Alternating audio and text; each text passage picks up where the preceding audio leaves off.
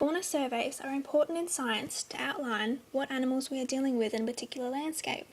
The structure of these surveys are critical to obtaining the correct amount of data for a reliable abundance estimate and if any future analysis is needed.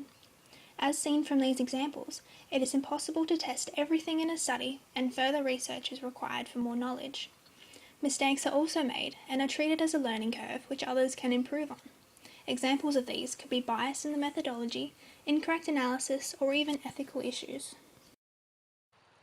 The aim of this study was to survey the Helidon Hills area to get a brief idea of what species are out there, whether it be mammals, amphibians, reptiles, or even birds, using trapping methods and identification techniques. Helidon Hills is located east of the Great Dividing Range, home to an ecosystem of approximately 34,000 hectares. Within these hills, 5 private properties were used as study sites. These are Hagedorn, Burkett, Valmar, Ergon East and Ergon West.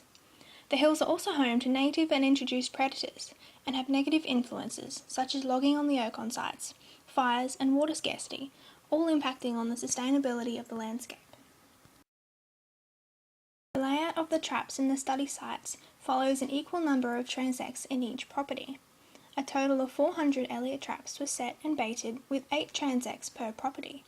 40 cage traps were also set and baited with 1 in each Elliott line. Pitfall traps had a total of 45 with 15 located in each of the 5 properties. Passive soil plots were however not equal due to human error, with only 46 constructed during the length of the study.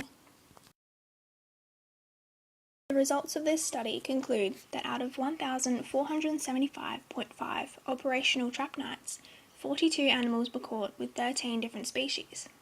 Trichosaurus vulpecula was the animal caught the most, with 17 captures on the 3 unlogged sites. There is, however, no significance between those caught in the unlogged sites compared to no captures in the logged sites. Despite initial assumptions, there is not enough data present to make an official claim. The number of Antechinus thigmops caught did not result in any significant value either when compared to the logs and rocks percentages in those transects, relying on previous studies to state this is the main forage area. Amphibian abundance was, however, significant in those transects with moist soil contrasted to dry, and predator avoidance techniques were seen via the species recorded in the soil plots.